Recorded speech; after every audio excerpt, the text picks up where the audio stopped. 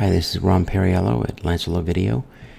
Today's quick tutorial will be on how to change your theme for OBS, or basically if you want light or dark.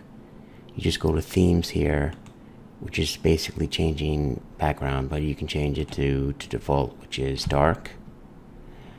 There's also this other theme that I don't see who would want to use it, but ACRI,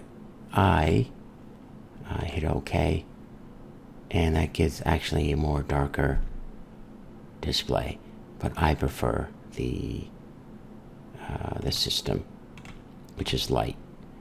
Thank you for watching the tutorial. Please like and subscribe, and talk to you soon. Bye.